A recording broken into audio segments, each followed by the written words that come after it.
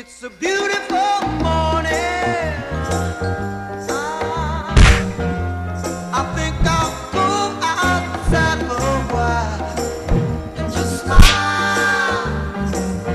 Just taking some clean. And welcome back to another matchup from the Game Replays Tournament. This is going to be another semi-finals game. So the last one we saw was with Seb versus Seth. This time around it's going to be featuring Kot versus his opponent S1mon, or better known as Armstrong. So S1mon is going to be playing as the Wehrmacht on the southern side of Longra, and Kot is going to be playing as the Brits on the northern side. So I'm again accompanied by my co-host Ryan. Ryan, welcome to the show. Thank you. Good to be back. And Ryan is in the building. Okay, so Ryan, are you ready to get this show on the road? Yes, I am. Okay, I'm at 5 seconds. I absolutely made sure to be at 5 seconds this time. Anyway, so in 5, 4, 3, 2, and 1, here we go.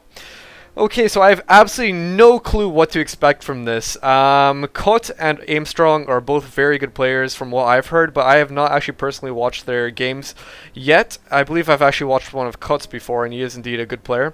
But from these semi-final matchups, I have no clue, haven't screened them whatsoever, but obviously if they're semi-finals, showing such great players, then they have to be good. Okay, so Ryan, do you know anything about Armstrong that you would like to mention, perhaps?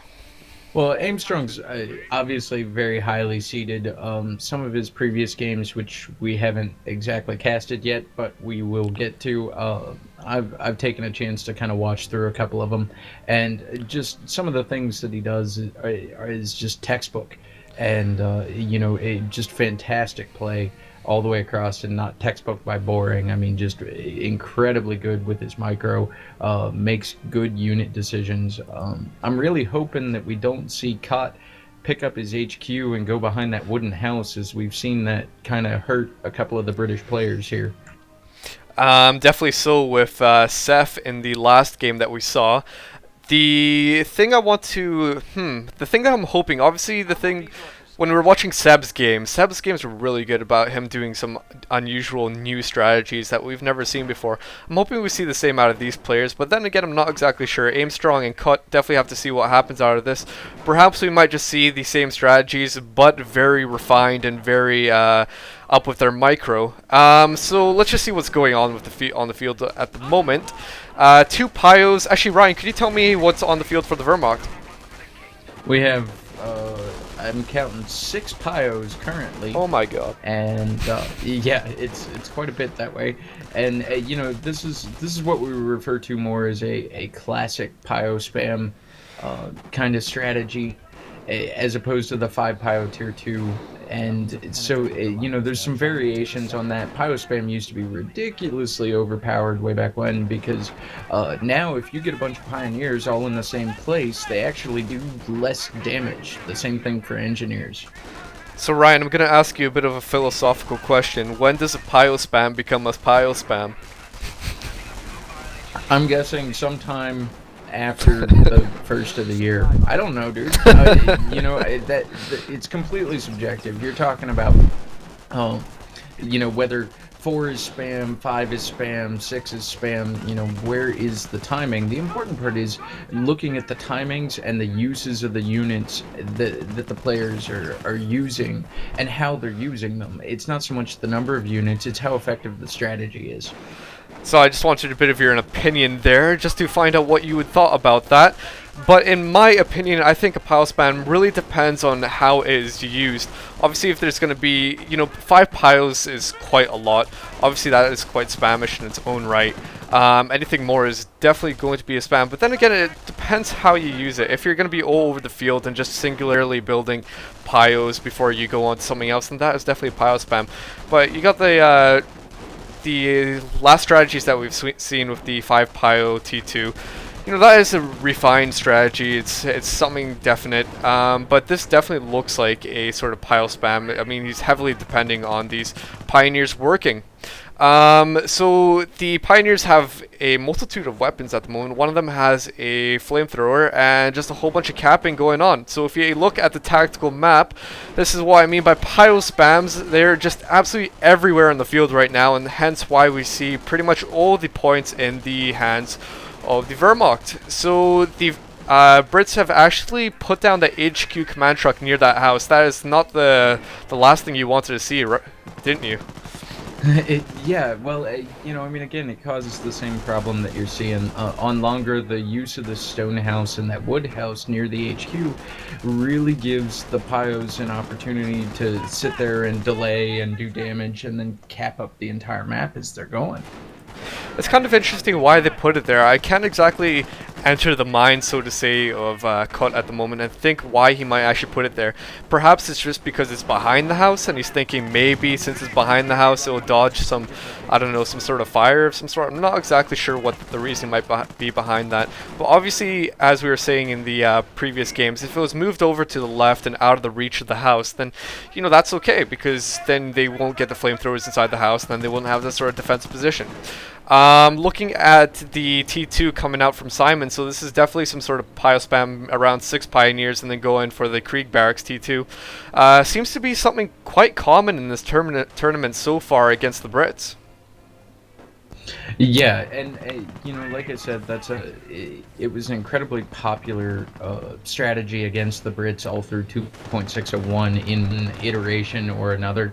The half track coming out we've seen before. It's not new stuff. It's all about the execution by and large. Some of the things we've seen are new, they're inventive, they're different. But when you're playing at this level, it's more about execution than it is about being completely inventive. Right. And if we're looking at what is happening with the half track, this T2 strategy, obviously very effective, and I find this very funny. I was actually reading a few comments on the forums about this happening, and small arms fire from the Brits against the half track. If you're noticing it, pretty much no damage whatsoever on the half track, and it's very strange. You would actually think that the small arms on the infantry sections, the recon squads, the lieutenants would actually be able to do a bit more damage against the half track, such a lightly armored thing. But funnily enough, that is not actually even happening. And I would like to point out how beautiful it is that Armstrong is in here. He's actually using both his front and rear machine guns against these Tommies. By getting into the middle of them, he's actively able to use both of the machine guns, which is dropping a whole lot more suppression on the Tommies than an individual gun would do. And it's so harassive as well. I mean, he's just getting right on in there. He's getting right in there with the Grenadiers as well. And it's just, you're looking at the bullets hit this half track, and it's only down to a meager, almost half health. So they're barely even penetrating this thing. It's something to note of, and this is the thing about 5 Pio, 6 Pio T2. It's so effective against the Brits because if we're looking at all the points in the hands of the Wehrmacht, he can get out the half track so early. And it speaks for itself just how effective it is at holding back these infantry sections before they can actually even do anything. So if you're actually... and a Pio squad going down in the house. What was that due to? It was just Tommy fire. Alright, fair enough. It actually, yeah, the flames going off in there. But this is what I mean about just being held off from that half track. I think a Bren carrier, possibly even Bren guns, would have been perfect at trying to at least take it on somewhat. Yeah, and this is going to be tough. He's got the territory right outside of the HQ. We see the GG from COH. He has 2 squads of Grens with a half track nearby with an MG in it, and he's got For the Fatherland popped and plenty of munitions to continue popping it as the timer pulls up. There's just COH did well to bow out at that point. And it was definitely just too much for him to handle anything more from this half track. Pretty much the half track alone was able to seal the deal and seal the game in the hands of S1mon. if we're going to be talking about how he could have improved, well, the thing is, the 5 pile T2 strategy is not a new strategy. However, it seems to be having a revival since 2.602. We're seeing it used a lot more often now, especially in this tournament. It seems to be cropping up quite a bit. So maybe these players just have not expected it to come out yet. Maybe that's why they're just a bit not aware of its being, so to say. No, I will disagree with you on the idea of it not being aware. It's just a very tough thing to counter. You know, we saw Cepha do a fairly good job at handling the Pyos with 3 recon squads and a constant harassment on S1mon. But on a map like Longra, especially if you're going to put your HQ right near that wooden house, you're gonna get hurt eventually, because somebody's gonna rush that house with a couple of flame Pyos, and you've got all of your stuff nearby and nowhere to retreat. Okay, yeah, but for example, say because if he was going for a 5 pile start and then going for T2, then the Brits should have actually realized that there might have been a half track coming out and maybe prepped up for it a bit, going for the Bren carrier, going for Bren guns perhaps. Obviously, this is all very subjective, and it's all speculation of what could have happened. But then again, I do have to agree with you on your point that the headquarters command truck was not in the best of places. Even without the half track, just having this house alone could have done a lot of hassle power against all these Brits. But anyway, that's a victory for Aimstrong, and that's round 1, or game 1, should I say, in the hands of Aimstrong. So I guess we'll be moving on to game 2 then. So ready for that, Ryan? Sure am. Okay, so we will see you guys in just a moment.